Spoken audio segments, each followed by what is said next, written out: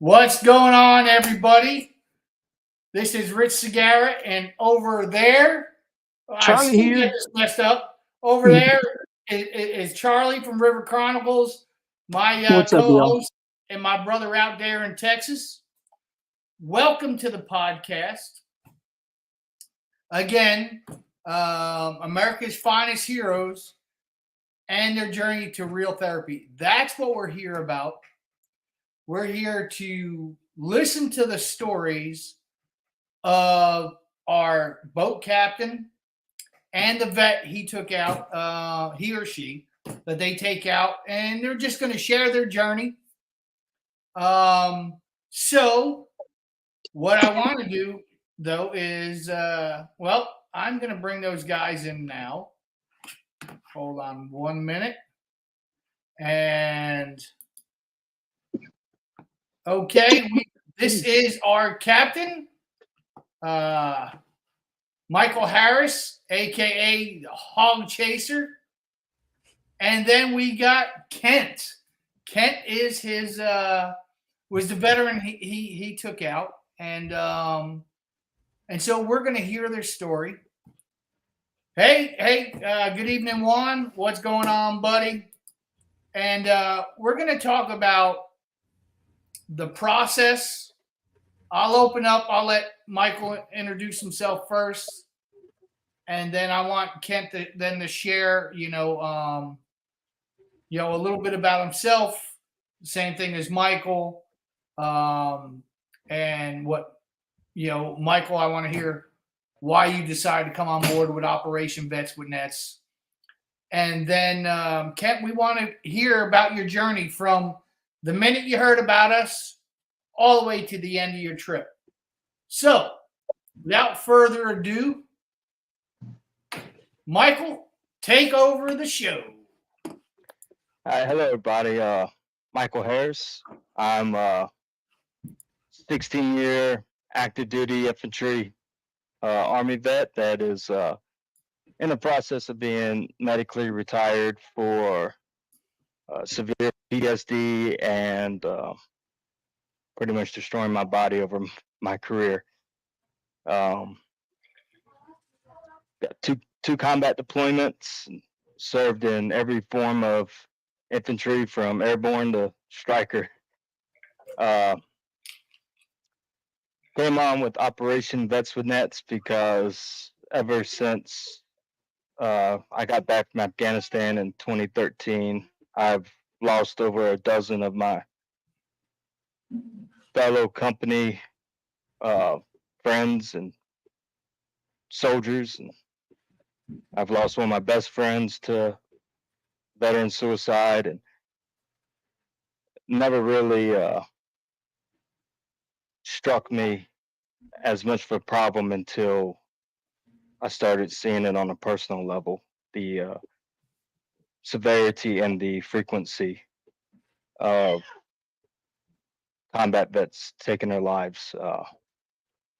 So I got into fishing, and it helped free my mind whenever I was on the water.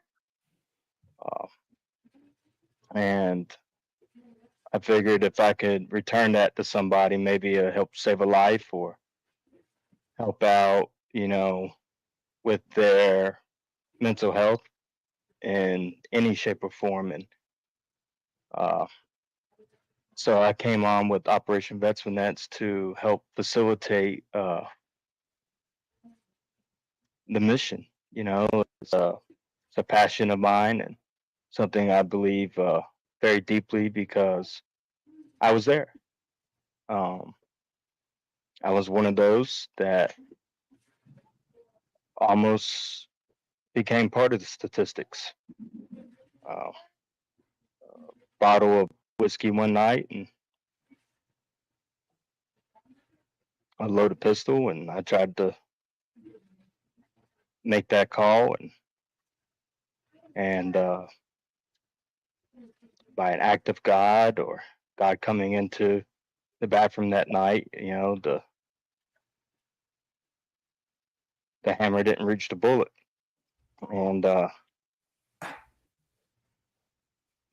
and I started taking vets out of my John boat when I was up in Tennessee, and got my neighbor out there, and my neighbor was going through a lot of it at the same time, and he reached out to me later and was like, Michael,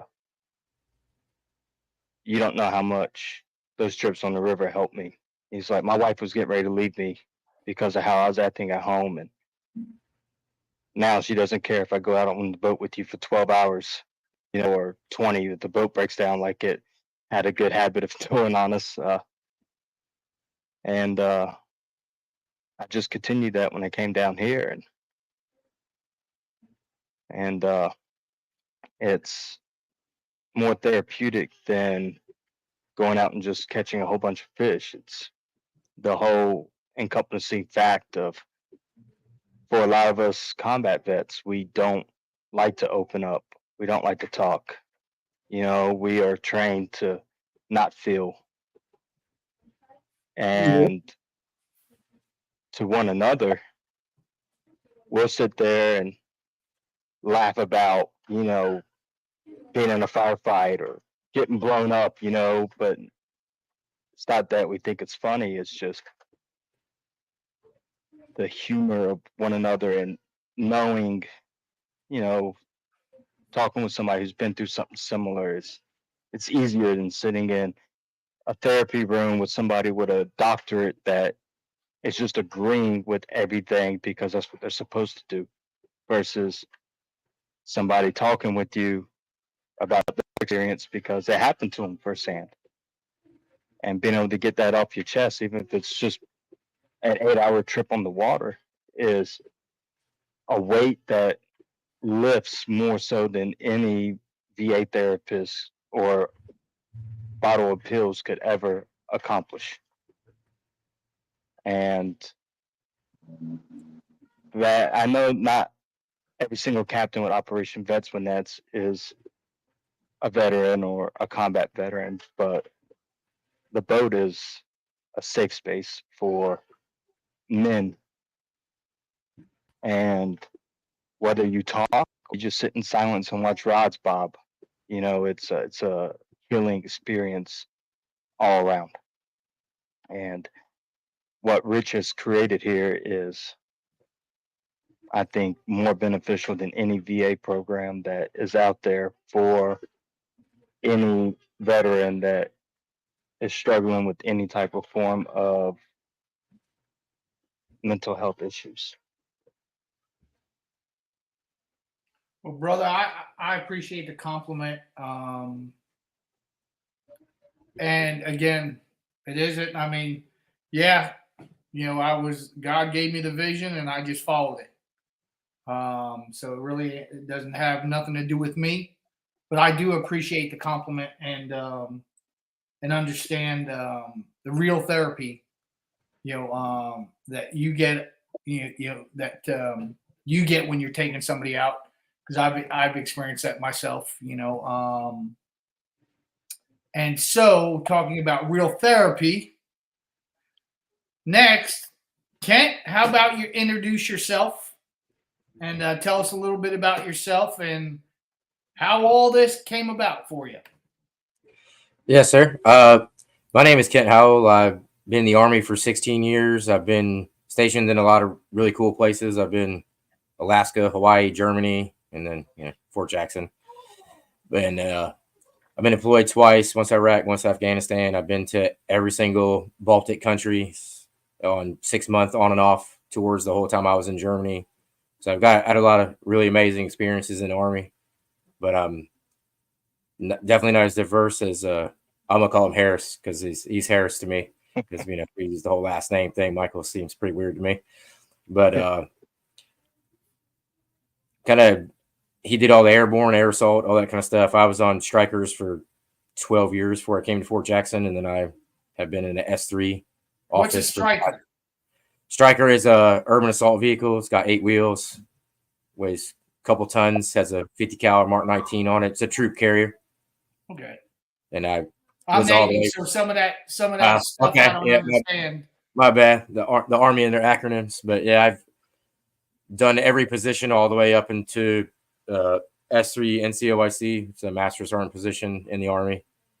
Actually have a lot of the same experiences with as Harris does. I've had, I think I'm well up into the 30s of people that I know that have committed suicide while either on purpose or accidentally. A lot of them were drunk driving. Some of them were, on purpose. Some of them were drugs, and lost my best friend to falling down a set of stairs while he was high on heroin after he got out of the Army. So have a lot of the same experience as him, not to the extreme of what he was going through, but I'm still in the Army, plan on staying in the Army, but I have what's called reintegration syndrome. I guess it's kind of same as PTSD, but a little different. Like, my brain never left Iraq and Afghanistan. I've had issues with treating my kids like soldiers, like privates, because they kind of correlate. They do dumb stuff.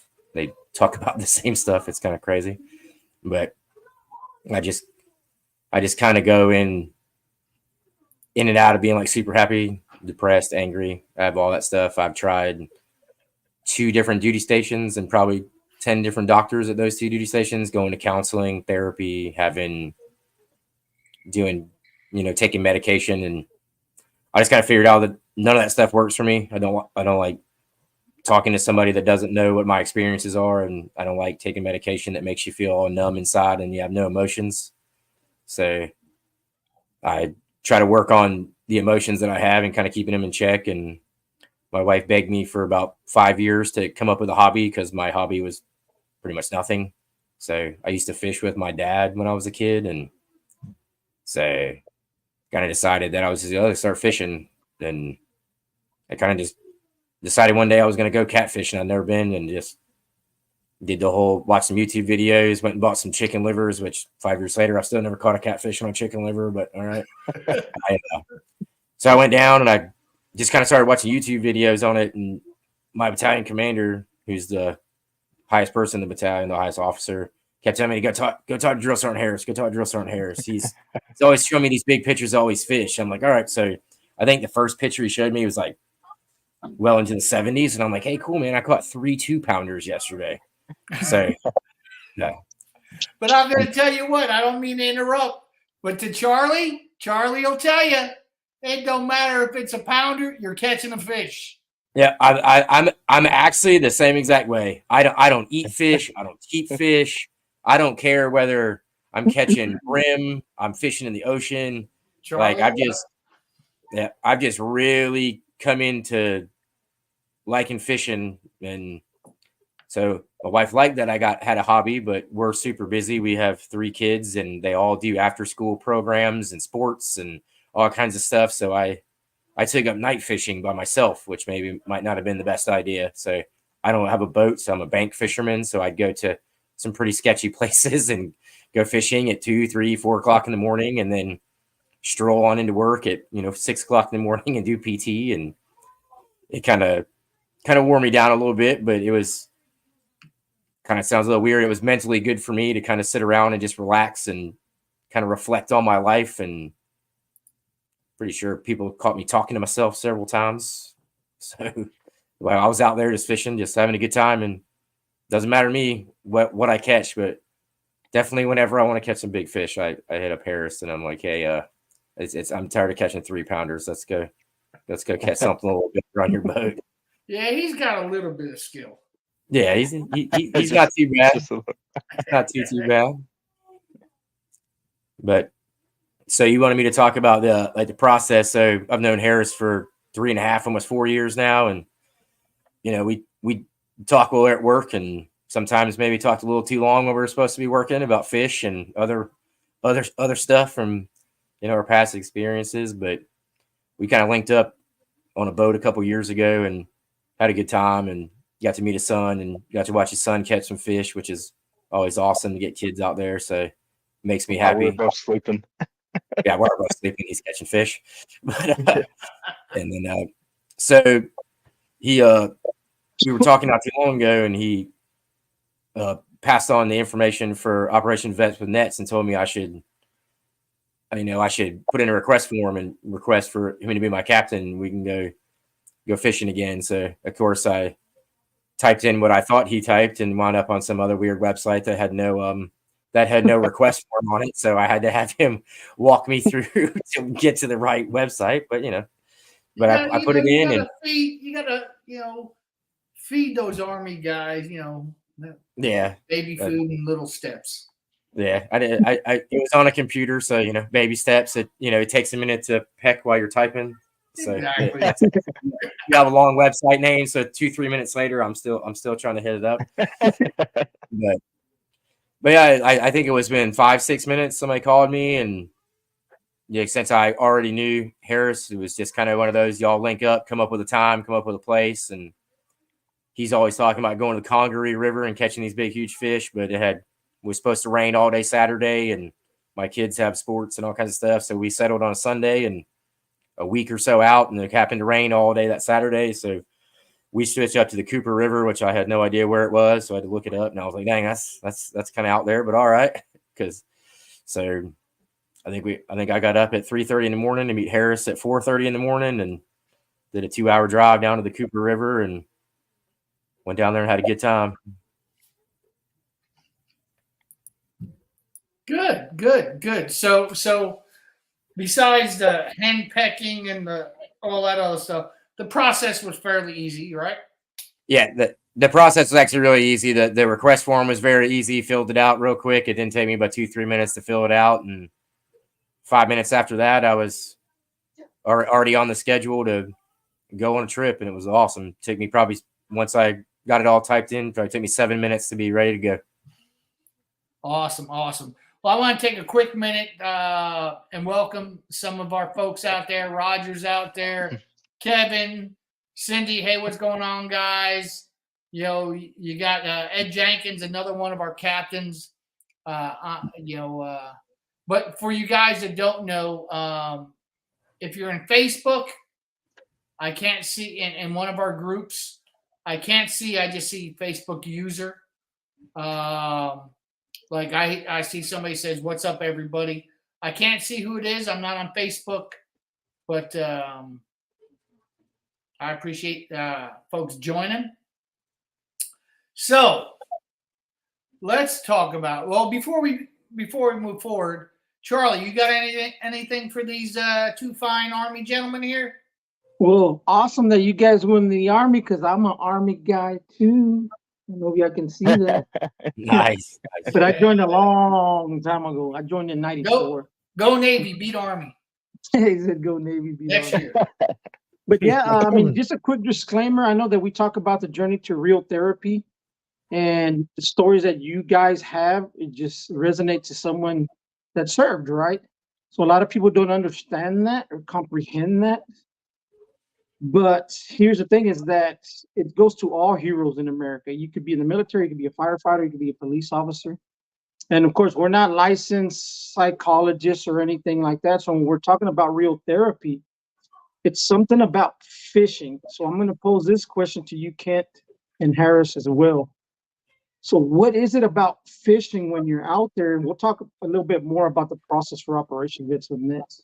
But what do you guys, in your opinion, and remember, this is a safe place, and speak whatever you want to speak on, because I know what fishing did to me. If you ever watched my first podcast, I mean, I talk about stuff that I've never talked in my whole life. But what is it about fishing that gives us that, I don't know what you want to call it, serenity, that clear mind, that, Harris, thank God that hammer didn't hit that pin. I'm so glad you're here. We all go through that, and we've all everyone on the screen, people who are watching, we've all lost someone. So what do you guys think it is about fishing? Do you guys think it's the actual catch, what you catch, or do you think it's the process of meeting someone and making plans? The plans didn't work out, the weather intervened, and you're finally there, and you get to take some pictures, and then the boat breaks down, which we'll get into a little bit. So what are your thoughts on that, or your experiences, and what do you think it is about fishing that not only affects us veterans, but it affects a lot of people out there, but especially veterans that I've noticed a lot recently? And Kent, since you're on there, we'll start with you. I do all kinds of different fishing, but I do Same find here. that catfishing is, like, for some reason I just got hooked on it real quick, all the way from that first 6-inch channel cat I caught, the first fish catfish I ever caught. And I don't know, it's just something about the wait and the anticipation, because like when you're actively, casting rods and stuff, Mhm. I feel like you can kind of more decide what type of fish you're going to catch. Like you use bigger or smaller lures, you're kind of determining what you're going to catch. You're actively going for a certain type of fish and you're doing certain processes. But when you're just like me, I bank fish most of the time. So I just pick a spot that I can actually get to and it's not flooded. And sometimes there's other people there. So I just have to pick a spot and you just kind of throw a bait out there and it's just all just a waiting, relaxing game. It's quiet. You can relax. And then when something hits, you get that big adrenaline rush of like the bait clicker going off, the drag peeling, the rod bending over. And then that's more for like single fishing by myself. But when I go with somebody like Harris, I get the opportunity to do all that same stuff. But that lull time, you can just kind of, like you said, a boat's that safe place. There's nobody sitting there listening to you. You can talk about Mhm. stuff that somebody else may never know about you. And that could be that one person that you talk to, and you may, like, I've known Harris for quite a while, but that could be some random captain that you've never met before. And you tell them something to get it off your chest. And then now you feel better about it. And, you may never see him ever again. You may never talk to him ever again, but without him doing anything but taking you fishing and just hearing your stories, he's helping you out mentally. So it's I don't know, something about fishing. It's calm, relaxing, but then it can be super exciting all at the same time. It can be frustrating. Like about every emotion you can have it while you're fishing. So Yeah, absolutely. Believe me, I understand that. I had Absolutely. an emotion this week where I lost the camera. So I was not too pleased about that, but that's all right. And for you guys in Facebook land or up on YouTube or wherever you're seeing us, if, just like Cindy did, shared, what it means for her, go ahead and type it up, what it means, what's it about fishing for you that helps you with that real therapy. And we'll post it up so everybody else can see it. Yes.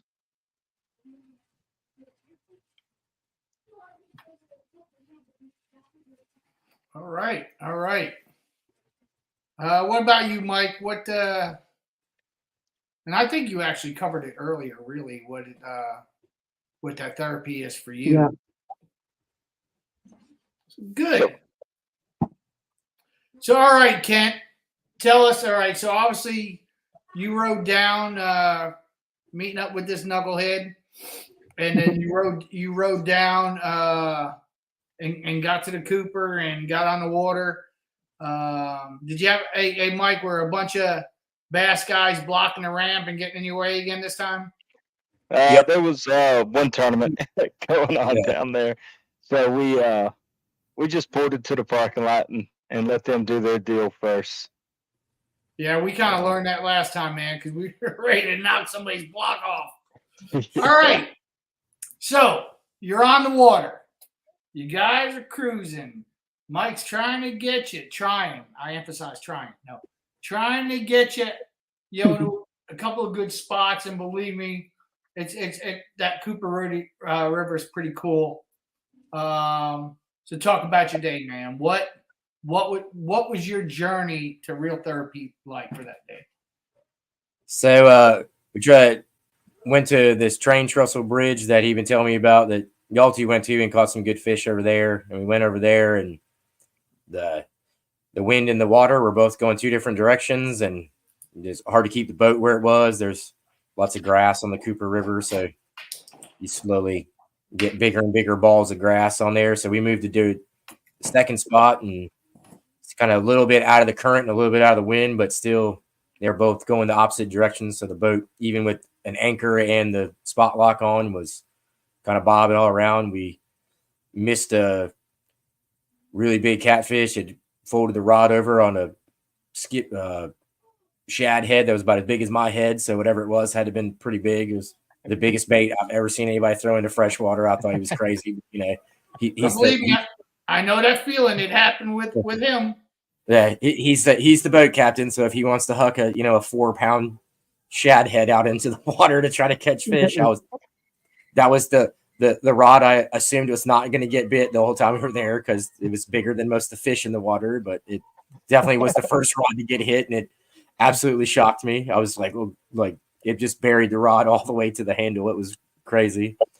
So that happened. We stayed there for a little bit. Wind kind of picked up even worse, so we started going farther down towards the ocean where Harris had never been before. So we were guys kind of looking and scouting around. He's using all that crazy sonar stuff that looks like a bunch of, scrambled TV to me that makes no sense. And he's pointing at stuff and I'm like, yep. Don't have a clue what I'm looking at.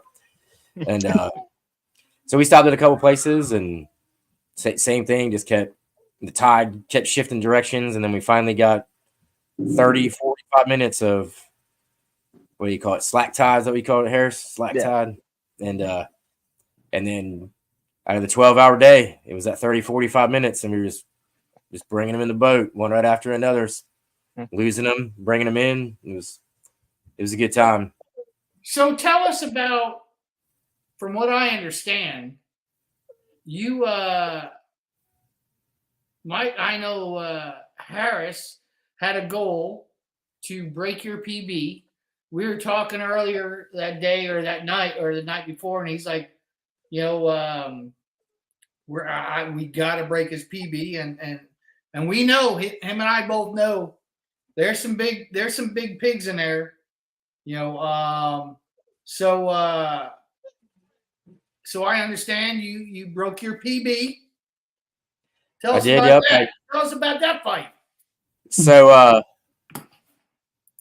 got a 42-pound blue cat, which was 4 pounds bigger than my previous record of 38 pounds, which it was I wouldn't necessarily say it was an easier fight, but it was a better feeling fight on Harris's equipment rather than my, $12 Big Cat Zebca rod and my $30 on sale bait caster that I got off of Amazon. So it was definitely a different fight. It definitely felt like I was more in control of what the fish was actually doing rather than my whole rod's going to break and my reel's going to fly off in the water. But yeah, using nice gear is definitely very nice. It gives you it gave you a lot of confidence that fish was actually going to come in the boat and not worrying about. Well, since you said that, hold on a minute. Let's see if you really were confident. Give me a second. Oh, don't you be playing videos. Here we go. Hold on a minute here. Well, let me try to. I'm new to some of this stuff, but hold on a minute. He had just put a fish on the deck too, right when the big one slammed the rod. We still had the fish flopping on the live well. Oh, yeah, that was the one that released himself out the back of the boat. Yeah. All right, so I'm hoping the audio works on this, and I'm not going to play the whole clip, but here we go. Let's see here. I would like to record this. Here we go. Let me know if can you guys see it? Yeah, I can see it. Maximize it.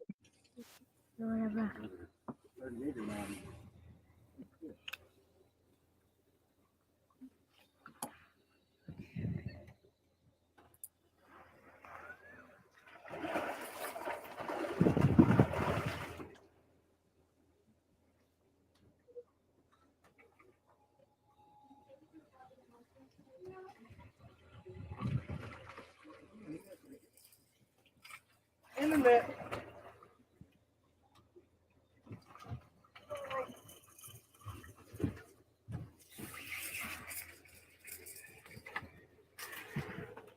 I think that's gonna break your PB, brother. Yeah, I think it definitely is. I think. Woo! Carolina Hog Chasers. Captain Michael Harris. Operation Veteran Nets. We got veteran Ken Howell out here, and I think we just got him a PB. And for you guys that don't know, and I think everybody that is, obviously now knows PB man means personal best. So there was you landing your fishy. The fishy. landing that fishy, and that is a nice size fish for anybody. Oh yeah, I was You know, definitely very happy. And I can imagine the adrenaline was flowing. Oh, it really got flowing once the boat did a 180, and it wasn't the biggest fish of the day, but I've never seen Kent's face light up like I mentioned to you in private messaging. I've known Kent for a long time, and he's not one you see with a smile on his face very often, but there was one particular fish for that day that made him light up like a child on Christmas morning, and that was probably the highlight of the whole trip. Was him landing that first ever flathead. While you're talking, let me see here if I can find that. You guys go ahead and talk. I'm gonna see if I can find a picture of that flathead. No. So what were you guys? Oh, go ahead. the whole time I've been catfishing, one of the first videos I ever watched of anybody catching a catfish happened to be a flathead. And I was like, man, those things are definitely one of the coolest fish I've ever seen. And I've tried to catch one for at least 5 years. And I hooked one once that I sight fished, and it lasted maybe 8 seconds and it was gone. And I don't think I've ever actually even had another one on the line other than there. And as soon as I saw the yellow in the water, I probably did smile like a little kid on Christmas, because I'm not a real big smiler. So if you can get me to smile or laugh out loud, that's a pretty big deal. Yeah, I was gonna say something. I was watching the rod bounce. It just kept, and then it'd stop, and then it'd come back, and I was gonna say, it looks like a flathead bite, but I didn't want to jinx it too soon. And then he ended up engulfing the bait as soon as he seen the yellow in the water. That was I was like, man, I can't mess up now. I can't mess up not netting this fish, because Could you guys see it? Yeah, it's up, sir. Nice. for me, the most nervous part of the entire fight is those last 10 to 15 seconds when the fish are right by the boat and you got the net in your hand. That to me, that's the most adrenaline pumping part of the fight, and the most nerve wracking part of the fight, because that's usually when, if you're gonna lose a big fish, it's usually in those last 15 to 20 seconds when it's by the boat, when they usually wave goodbye to you. Especially if you. Yep. And that's what happened with me when I was out with you. So Michael didn't know that I wanted to try to break my PB. So that first fish he caught, which was what, 56 pounds, something like that, Yep. 58 pounds, around that. And I mean, that bent that rod in half. And so, and I was like, oh, we got to get another one so I can break my. He said, oh, I didn't know, or I would have gave it to you. And I'm like, dude, man, my adrenaline was pumping just as much as his, because we're having a good time. And then we're on the other side of the trestle right before we're leaving. And all of a sudden, my rod bent. I mean, I'm surprised that thing didn't snap. He's got good gear as well. So I started reeling on it, and all of a sudden, it's like he didn't have the whole thing in his mouth, and then it was gone. Yeah. I was like, oh my gosh. And it happens. The water was super clear that day we were out too, because we saw that fish when he was 10, 15 foot down, and we were like, I was like, it's like a 30. It's like a 30. And he got up to the surface, and you really don't know the caliber of fish until he's on the deck, especially like for me, once I get the fish close to the boat, I usually try to hop down off the fighting deck and let the net man have majority of the space. And Rich was like, oh man, that would have beat my PB. I was like, if I had known that I was trying to beat a PB today, I fish hard enough and long enough, and I've never changed the brand of gear that I run. So I know by how my rods bend on usually the caliber of fish it's going to be by how they smoke the rod, and usually how they fight. And but when he was down deep, I was like, because I never fished water that clear before where I could see the fish before he's at the surface. Usually I'm in flood stage rivers and his chocolate milk, and you see the fish when he's right beside the boat, and it's like, oh man, hurry up, get him net, get him in the net, get him in the net, and then I get excited, and it gets the net guy's nervous, and they'll swipe at him, and I run double hook rigs, they'll get one of them hooks stuck on the net, and then the fish is twirling, and I was like, oh man, but I kept my composure with Kent. He got the fish in, and got his fish in first try with the net, and it's like I was telling Rich and the guys the other day. It's gotten to the point where I don't even care about reeling in the fish anymore. Exactly. What brings me the most excitement is I like finding the fish. I like running the boat. I like watching the sonar. I like knowing that I can get out there, pick a section of river, and pull the biggest fish out of that section of river. And then watch people's faces light up when they see these dinosaurs come out the deep. And they're like, I didn't know. I've lived here my whole life. I didn't know there were fish like that in here. I let my kids swim in here. I'm like, oh, you ain't gonna worry about your kids getting eaten by these guys. It's just I like seeing, I like catching or putting the biggest fish that's in that body of water possible in my boat. And with catfishing, it's like Kent said, you never know. You never know if it's gonna be a mean 15-pounder with some current behind him for the next world record. Just like Dale Russell didn't think he had a 141-pound catfish on when he first hooked up on it. I'm going to come off for a minute. But keep going, Harris. Keep going. It's for me, it's that river. Lakes, it's okay, but lakes are usually populated, and there's a lot of boats out there.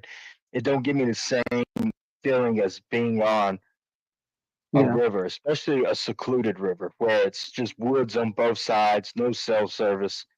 You got the current flowing, and all kinds of critters around you, deer on the banks, snakes coming across the water, beavers playing, and it's just that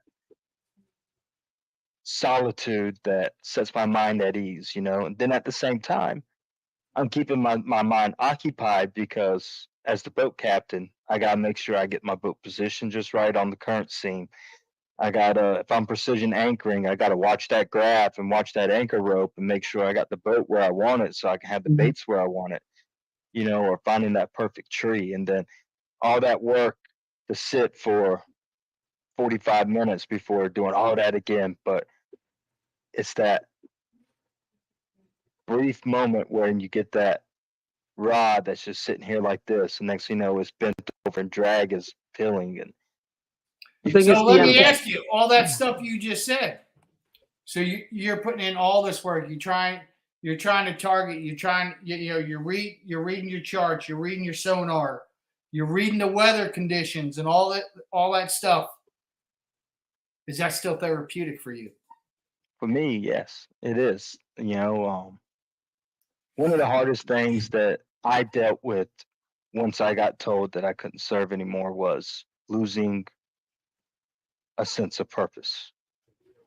I went from being a United States Army drill sergeant in charge of training a 60 trainee platoon of young 18-year-olds who don't know nothing to be combat soldiers.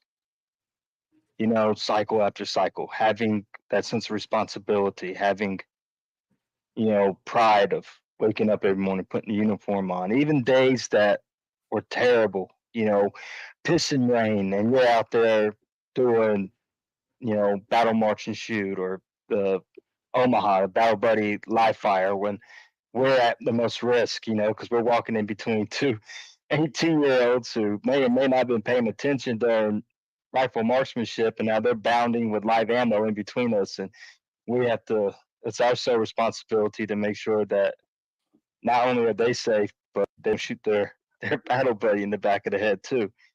Yes, drill sergeant. I lost that sense of purpose, and then combine that with all the medications that they initially put me on. I mean, I was a zombie. I'd wake up, come into work, I'd just sit down and stare at a wall for 8 hours. and it's just running a boat and being that captain on the boat is reinitiated my sense of purpose because I'm good at it. And when you're good at something, it makes you happy.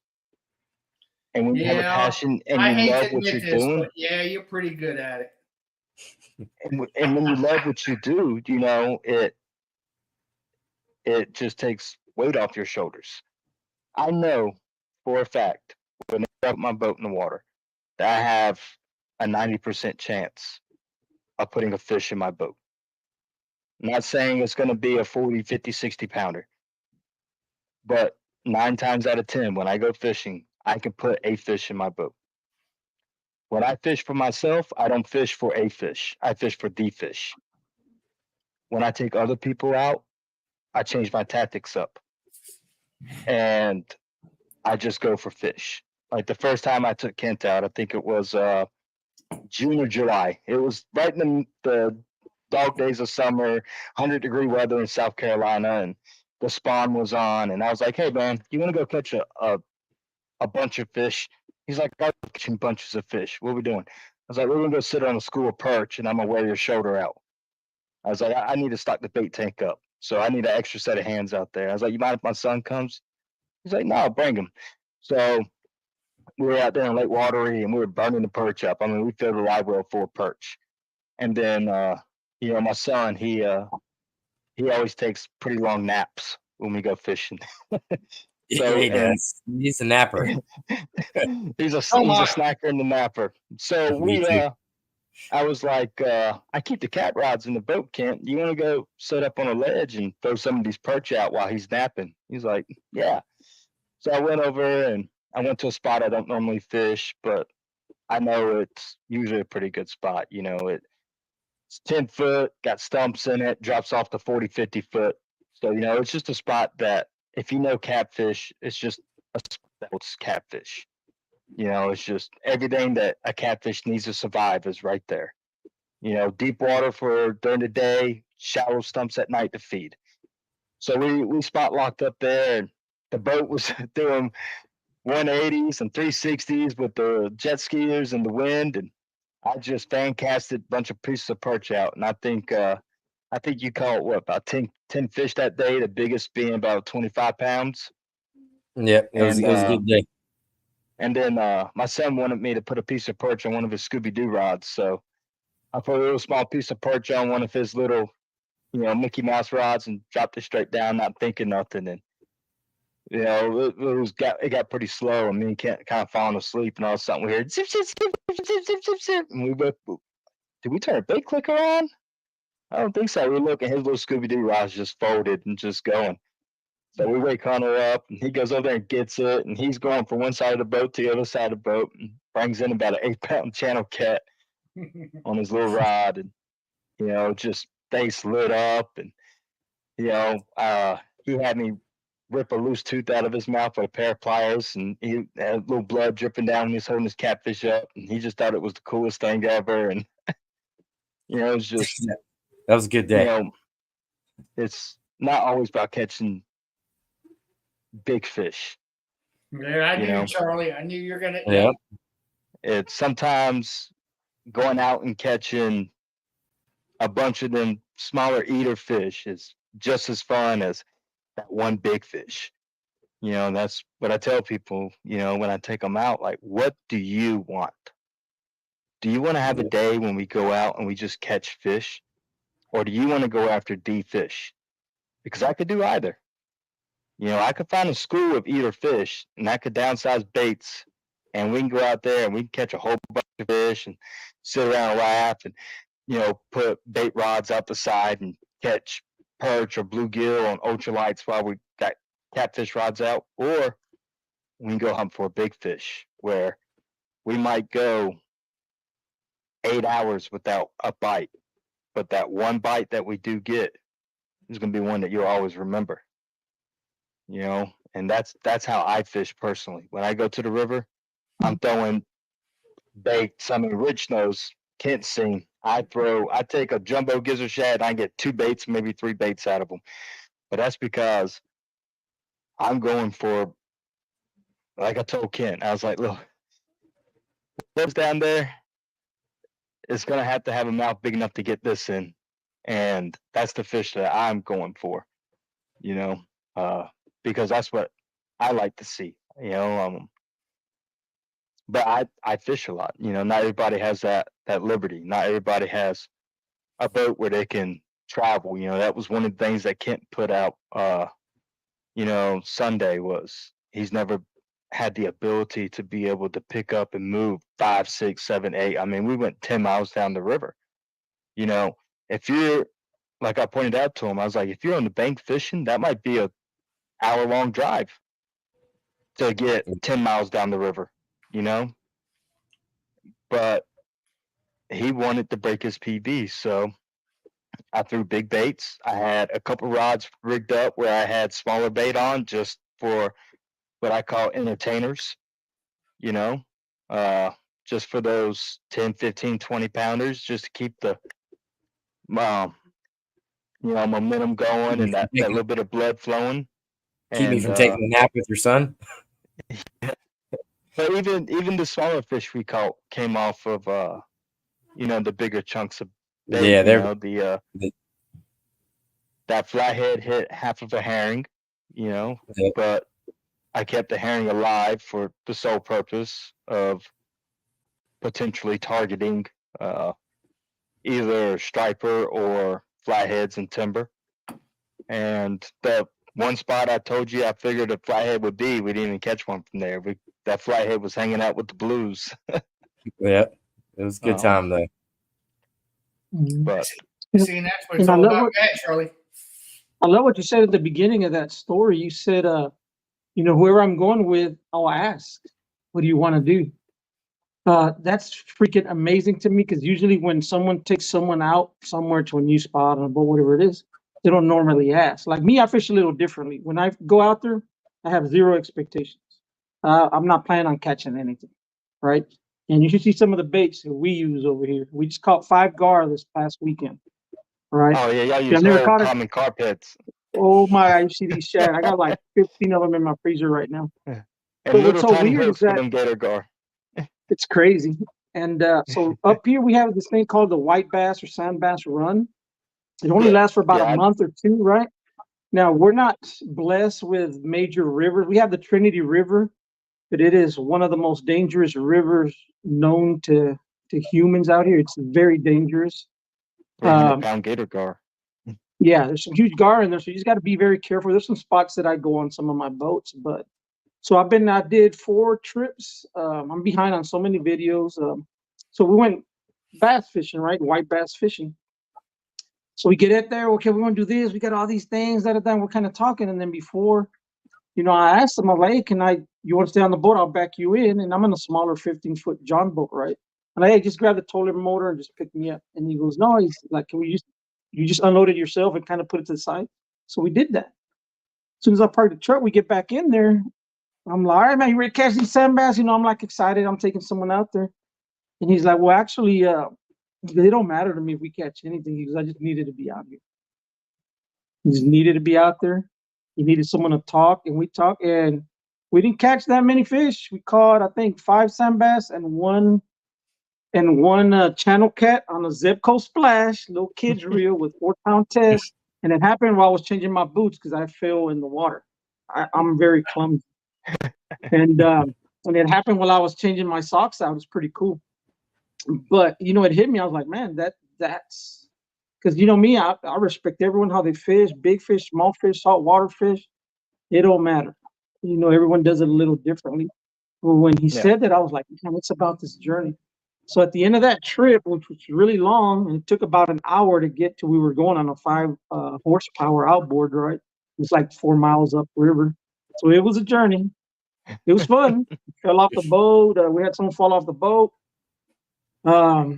It was, but that's what it ended up being. Later on, we get home, you know, take the boat, and, you know, Cosmo said, I had a freaking blast.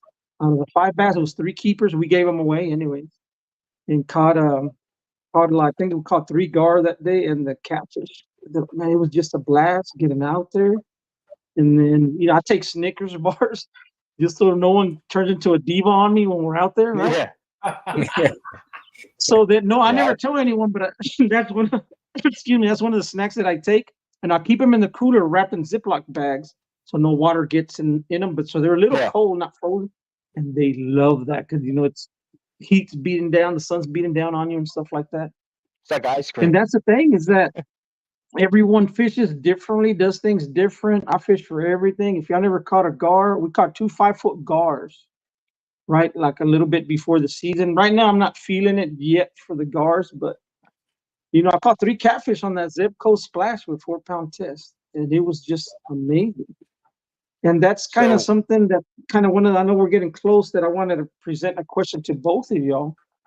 Is that when you're out there and you're fishing, and you know how it is, sometimes it's a grind and trying to catch a bait and do this and what spot and move spots. And it's easier to move spots when you're on a boat than when you're on the bank.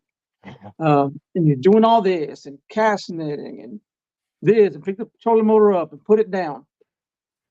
Whether you catch something or not, when you go home, how do you feel? How do you interact with your family after the fact that you went out there and had that real therapy? Good question. And the reason I ask that, because we don't know.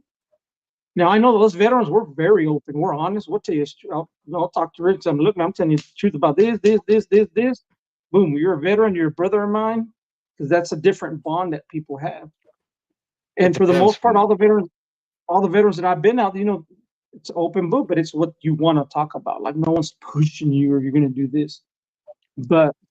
And the reason I pose that question to both of you gentlemen is because when my friend got home, he's like, man, he didn't give me details. You see, it was a rough week.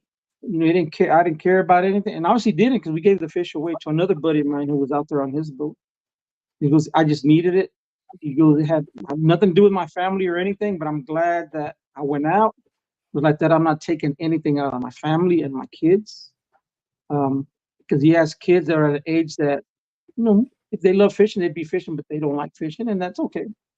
And I think that was huge for me. Like, I guess I kind of needed that, to hear that again, because there's some people that want to catch the huge lake record or the huge 8-foot freaking gar or whatever, or they want to catch the 50 sand bass. It don't matter to me. It doesn't matter personally, but I think knowing who I'm with and kind of posing that question how you asked in the beginning, because it's the beginning to the ends of a means, right? Like, when you get home, like, what happened?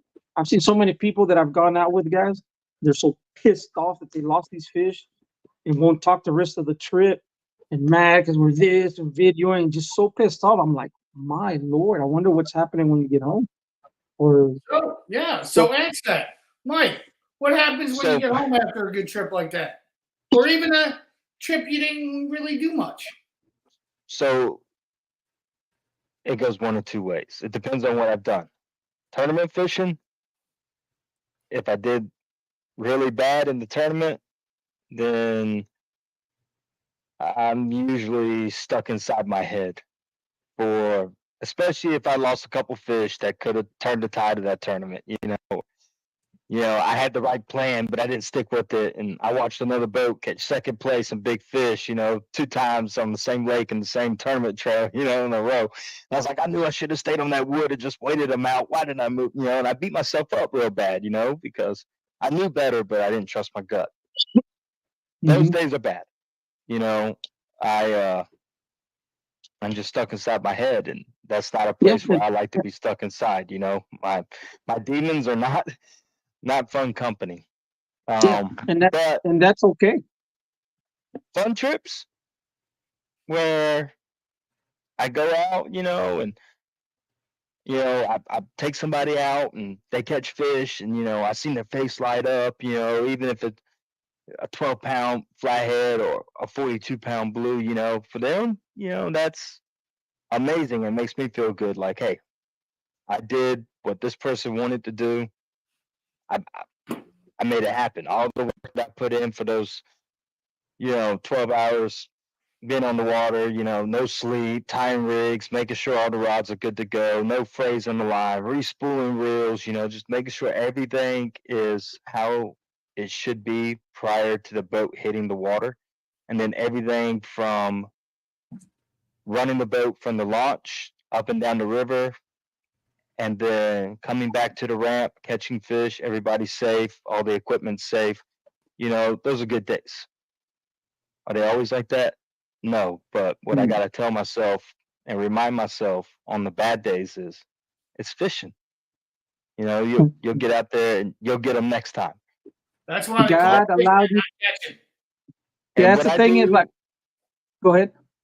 What I do when I start getting frustrated with fishing is I take a step back from the tournament trails. And that's what I've done this season. I fished one of the biggest trails in the country for a local trail, the Southeastern Catfish Club here in, South Carolina.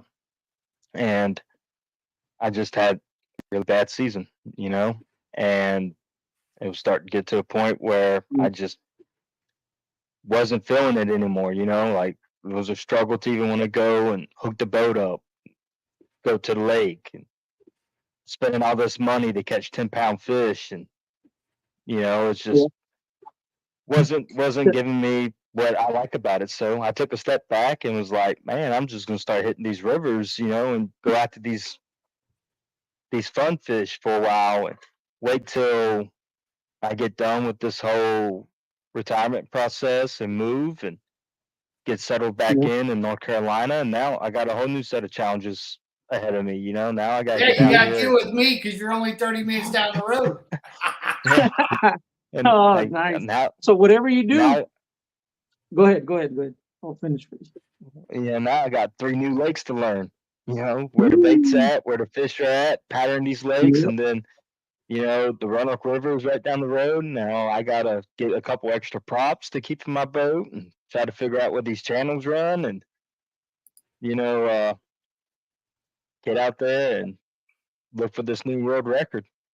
Yep. So we're almost out of time, but before we let Ken answer that same question, whatever you do, Harris, do not look at my next video, the white sand bass part 2 one, because we lost like 8 or 10 sand bass right at the boat.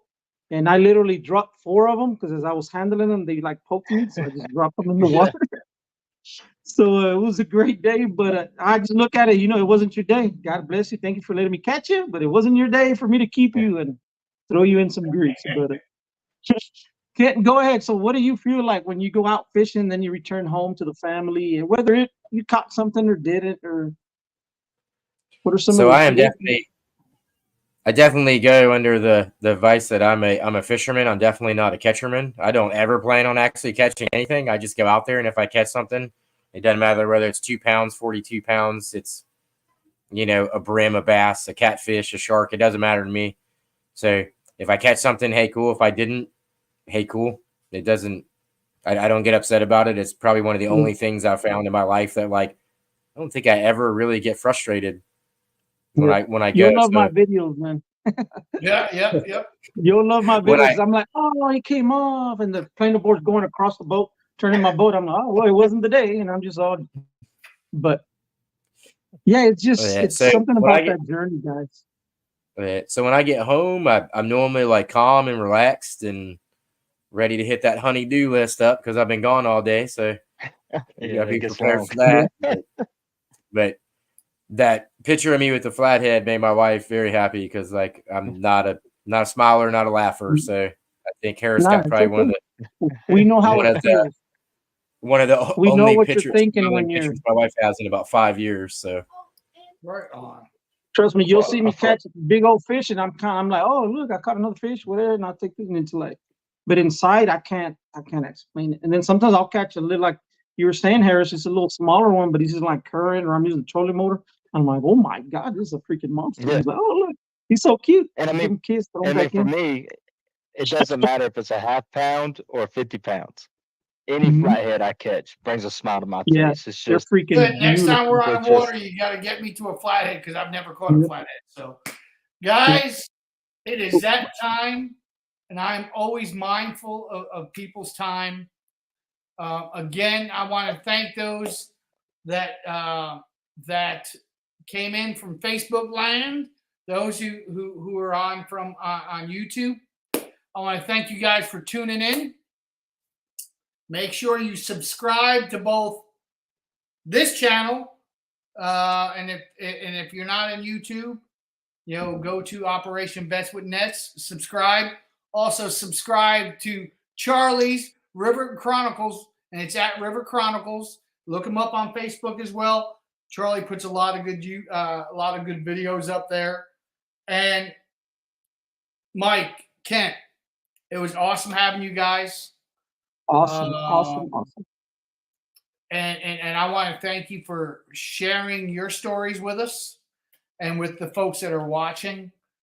And that's what this is all about. It's about that journey. I just thank you guys. Next week, I should have I may next week have it's gonna be a crew of 4. I'm waiting to find out. Bunch of Navy guys I took out last week. I'm trying to spread out my trips, doing the channels here, because I'm doing trips out the wazoo, and I don't want every show to be Rich the Captain and Sharon, so I'll spread those out. But we're putting our schedule together for the next, hopefully, 3 weeks or so. But I want to thank you guys again. Thank everybody who's watching. Thanks, Evan. Evan sits there and says, he loves hearing both the veterans and anglers. And Evan is one of our team captains as well. Juan, and we've got a few guys who are our captains here. But I want to let you go. Love you guys. We had a great night, I think. Thanks, Bill. And we'll see you next week. There you go. Y'all be safe, guys. Y'all be safe. Y'all too. Thank you. Thank you, buddy.